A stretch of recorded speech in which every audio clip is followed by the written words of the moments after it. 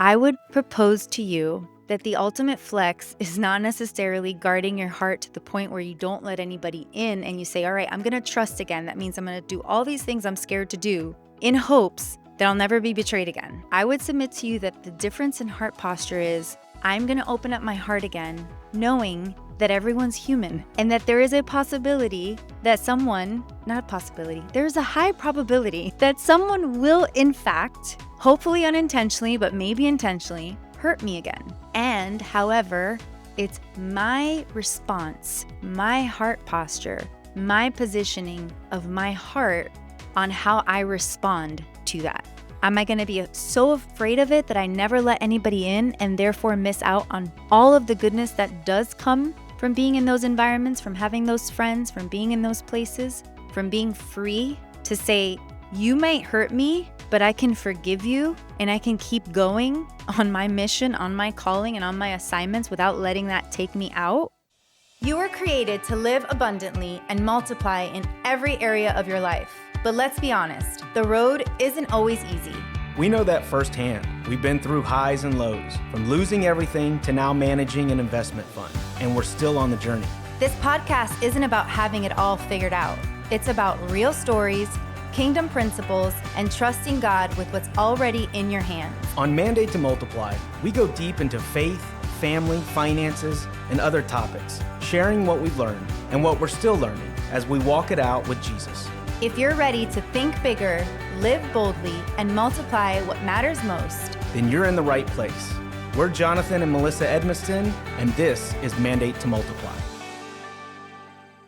Hello and welcome to another episode of the Mandate to Multiply podcast. I am one of your hosts, Melissa Edmiston. I am recording solo today. My amazing husband is not joining us, but I'm going to share on something both of us talk about often, and that is I want to share with you guys today trusting again after being hurt or after betrayal. And I kind of use both words because sometimes we can experience betrayal, which is when somebody maybe does something very specific and that action on their part is betrayal, causes you to be or feel betrayed. And there's other times where somebody doesn't actually do something specific, or maybe they do, but their intentions or their actions don't necessarily or weren't necessarily something that they did to intentionally betray you. So it could just be a disagreement. It could be a difference of views, a difference of opinions. It could be parting ways. It could be something that feels like you've been betrayed or just feels hurtful. It could be something that nobody did specifically wrong to you, but the result of whatever that was caused you to feel hurt. And so that hurt can have us just make it difficult to trust again, to whatever the situation is, to go anywhere near that specific type of situation, whether it's a friendship, whether it's a relationship, whether it's a community, whether it's a place, a geographical place. You know, you were hurt somewhere specific, you never want to go back there again, or you were hurt in a specific scenario and you never want to put yourself in that environment. You were hurt by friends. It's hard for you to have friends again. You were hurt at a church. It's hard for you to go to church. You were, the list goes on and on. Or there could be some very specific intentional act that another person does that betrays you, like infidelity. In our case, we've shared this. If you haven't heard this specific episode, I highly suggest you go back, where we were actually betrayed by somebody that they knew what they were doing was very wrong and was at some point going to cause hurt. Now, did they think that through? I don't know. I can't say because I haven't spoken to the person. But what they did was very wrong. It was deceitful. It was hurtful. It was wrong. And so that was actual intentional betrayal. Somebody having their spouse cheat on them, that's intentional betrayal. Just being lied to, being gossiped about, all those things are betrayal and cause hurt. So the point of this episode today is we talked about being betrayed. We've talked about grieving through betrayal in a follow-up episode to that. And we can link both of those episodes in the show notes. Today, I want to talk about, in my opinion, and I'm kind of processing this with you right now, but as I thought through this, there's stages to this, right? There's the actual hurt or betrayal. There's the grieving. It's a process. And then there's trusting again. And I think that's kind of the full circle freedom moment. And it's truest form. That is like the full circle. This is where we've landed. It's time to now be fully free and live again. And now, based on what the betrayal or the hurt is, that can look very different. But I'm going to talk to you about what I have been just processing and talking to the Lord about as I've prayed through this. And that is trusting again. And as I try to, when I look at things in my own life, or I ask God, like, how do I handle this? How do I go about this? I think I just try to see everything through the lens of like, I know it's cliche, but what would Jesus do? And for me, it's more like, what did Jesus do?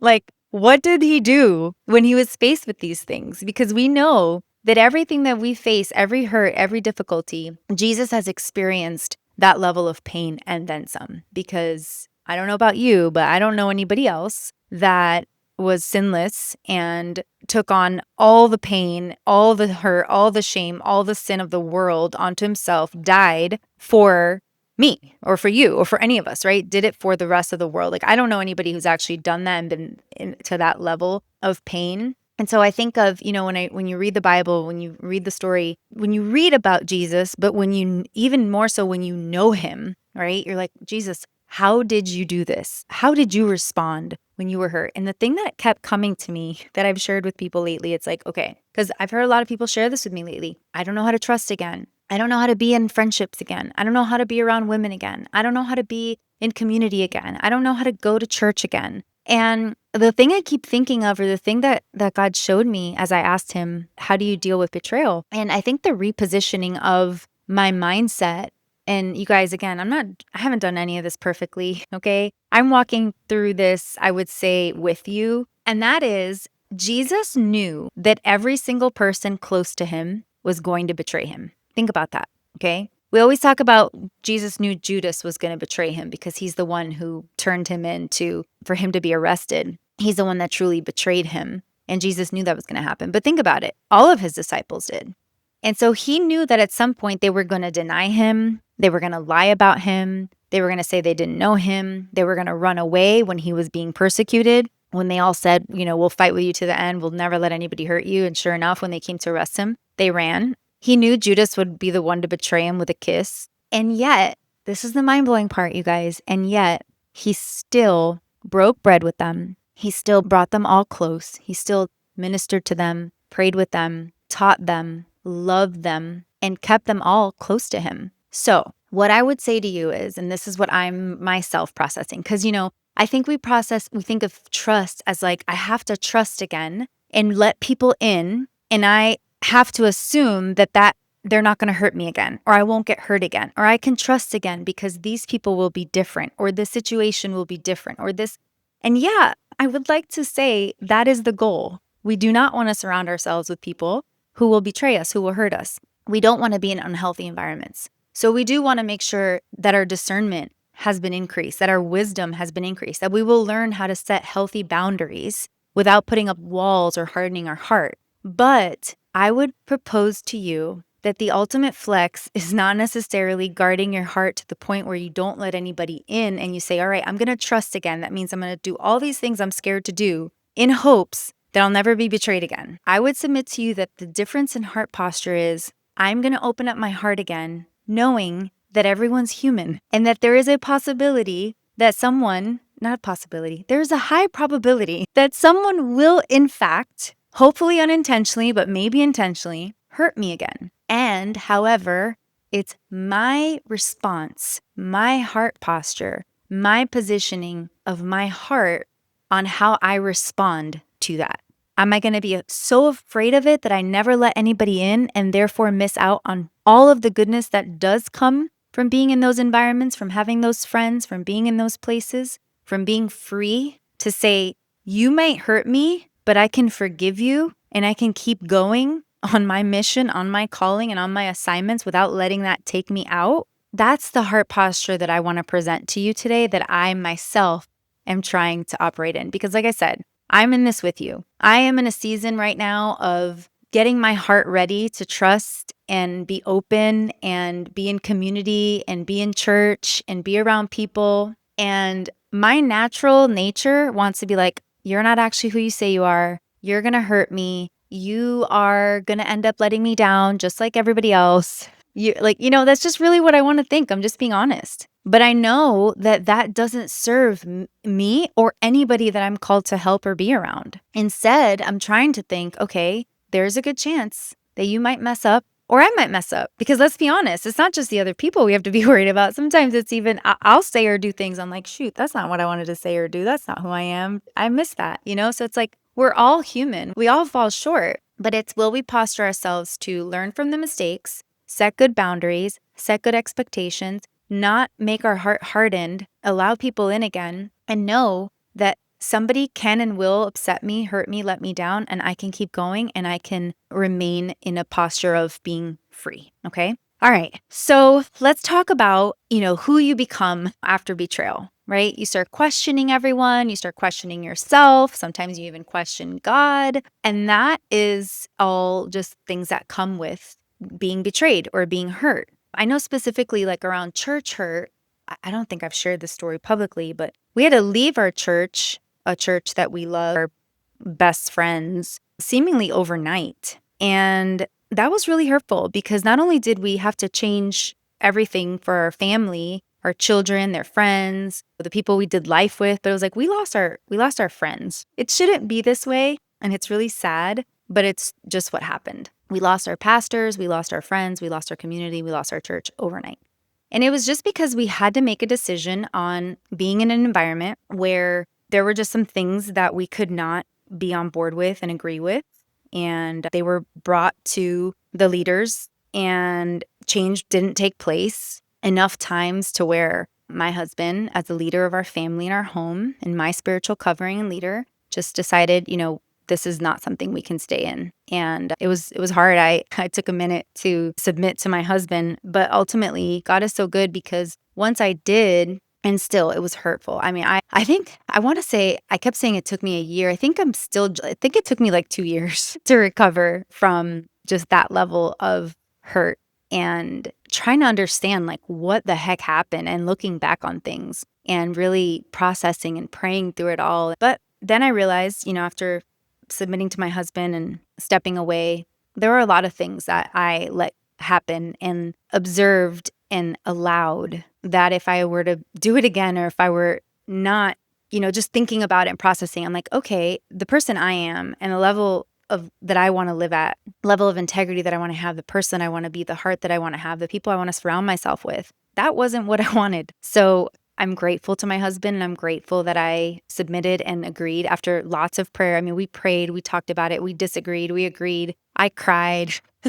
But ultimately, there were just some things we could not stay on board with, and then realized looking back that that was the best decision for our family. However, that being said, it was very hard and sad. And so that was like hurt, that when it comes to trusting again or being around people again or being in a church environment again, it's like, is this just going to be the same thing where people say one thing and they do something else? It's like, I'm tired of that, like even in our own lives, I've sat with Jonathan and be like, is there anywhere where we're compromised? Is there anywhere where we're deceived? Is there anywhere that we can look at our own life and say, we say this, but we don't actually do this? Because I am like, that is disgusting to me at this point. Like, I don't want any of that. And there have been things where we've had to be like, okay, listen, we say this and we believe this and it's in our heart, but are we actually doing it? And let's make sure we don't ever do that again, and we stop doing that and we get it right. So that becomes really challenging when you're going into an environment to trust other people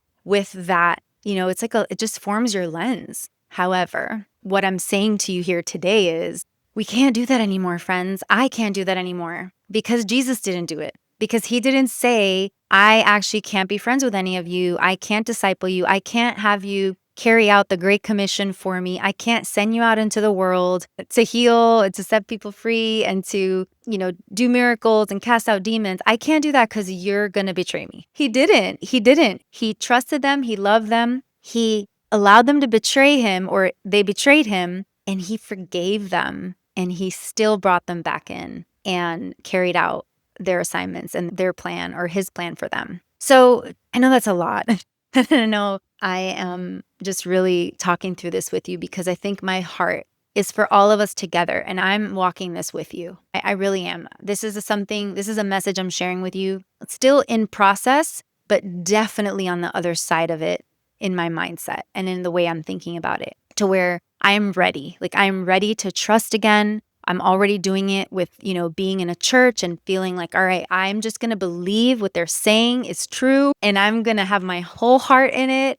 And I'm not going to fear being let down or disappointed again. Okay. And same with community and friends. I am ready to do that again. And I hadn't been for a while. But I realized that if you study the life of Jesus, if you study scripture, if you read the word of God, you know that his plan for us is not to be alone. It is not to not have friends. It is to be intentional with who we allow close to us. It is to be intentional who we allow into our inner circle and outer circles, and have levels of connection and levels of friendship.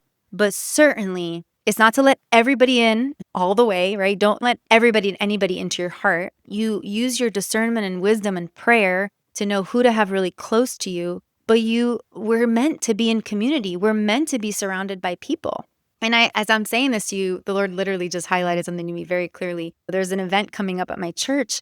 And I'll be really honest, I'm being so transparent with you guys right now. I'm so honest in that, as I'm thinking about this event, I'm like, I don't really want to go. I love people. I love pouring out to people. I love connecting with people. I love being social. But even still, I can sense my heart being somewhat guarded. And I'm like, do I want to be around people? Do I really want to, be around all these women? And I'm just calling myself out here, and like, I'm ready to trust again. So if I say I'm ready to trust again, I'm ready to be around people again, I'm going to do it. Right. And it has to be, again, that whole heart posture of, I don't have to be afraid of somebody letting me down again, because they will, right? It's like the thing I'm afraid of is going to happen. That's just human nature. Believe that the heart posture Jesus wants us to have is using discernment, setting good boundaries, healthy boundaries, and allowing people into your life, knowing that they may very well do something because they're human, but you can forgive and you can keep moving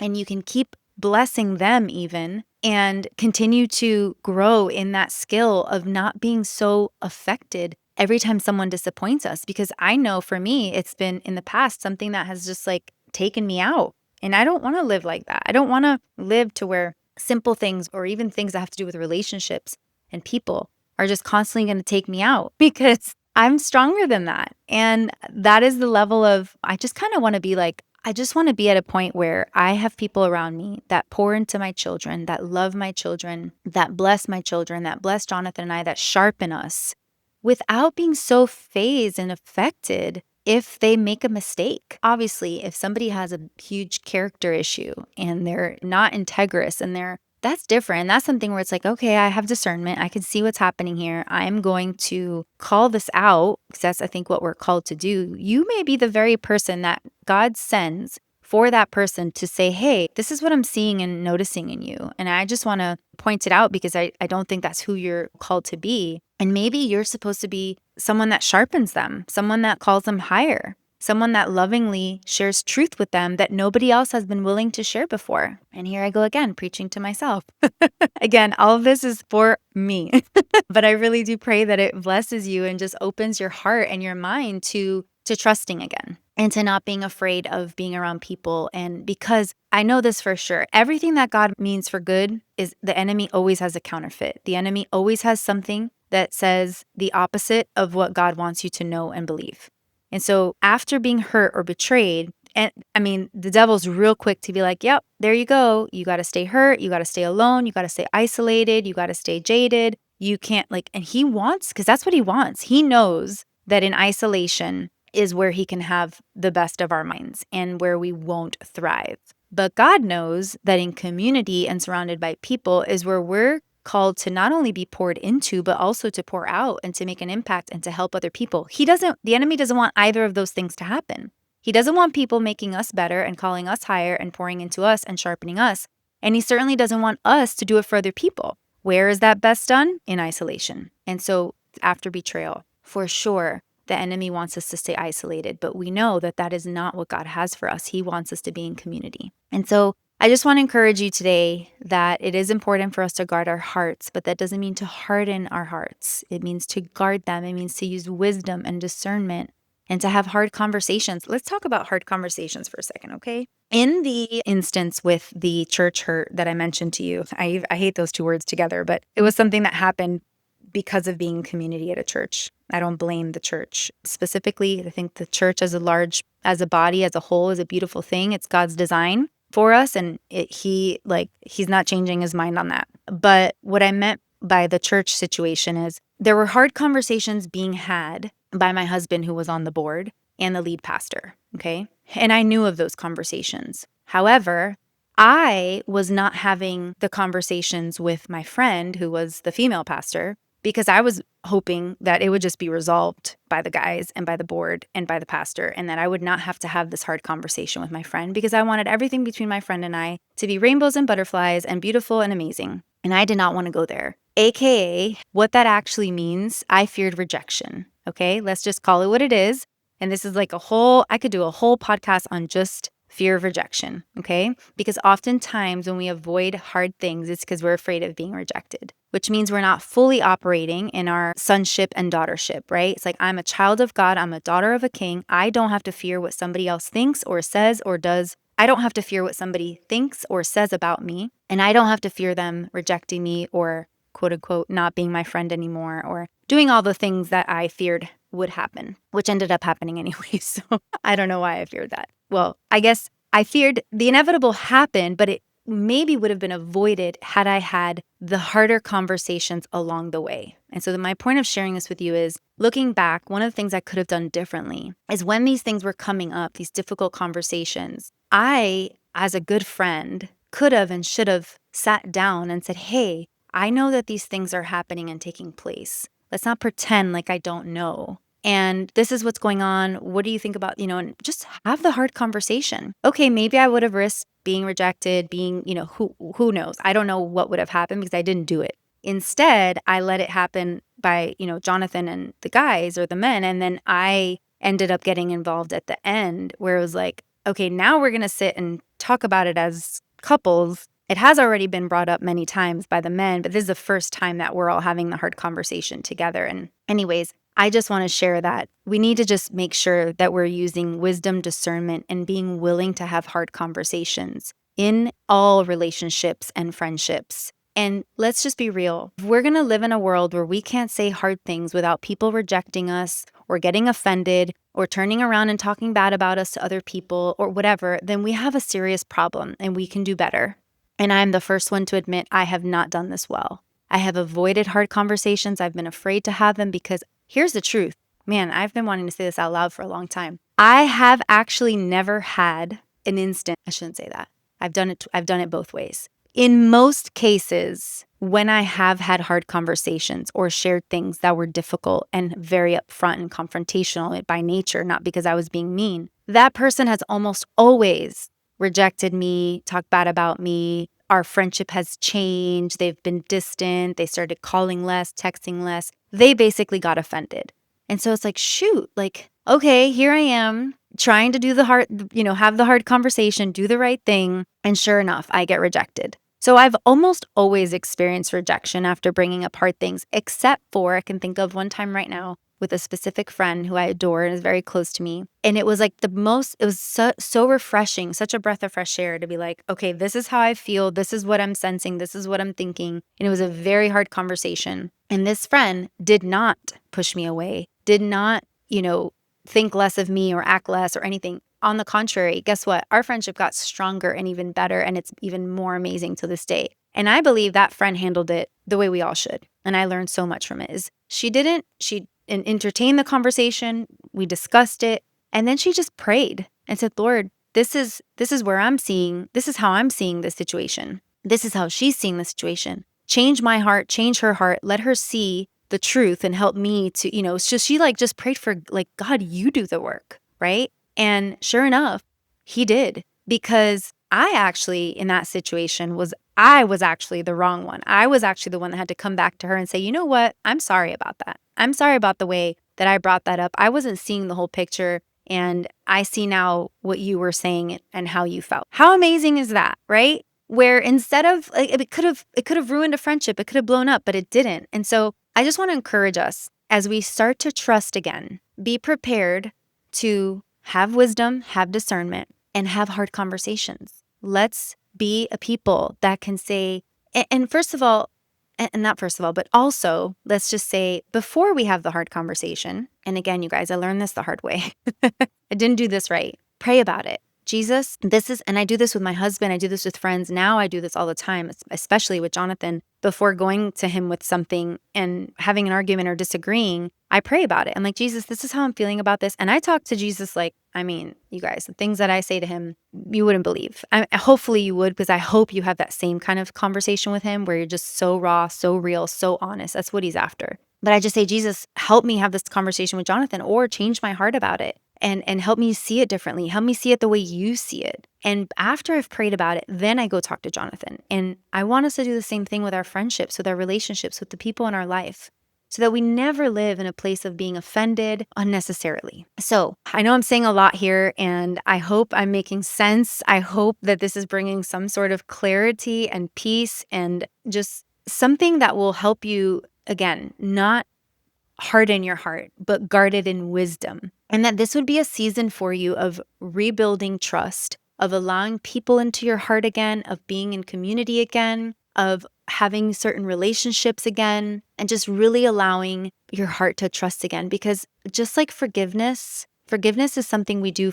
for ourselves. And also, I believe the same with trust, trusting again and allowing people into your life and being around people, and knowing that betrayal and being hurt, it feels like the end of the world. It really does when it's happening. It feels so difficult, and it is. But it is, I say this all the time, and if you're close to me, you've heard me say it, betrayal is part of the process to promotion. It really is. It almost can't happen. It's like if I meet someone and they haven't gone through some pretty nasty betrayal, I'm like, okay, well, just get ready, because it's kind of going to happen before it's part of the process. It's how God purifies our heart. It's how he prepares us. It's how he prunes us.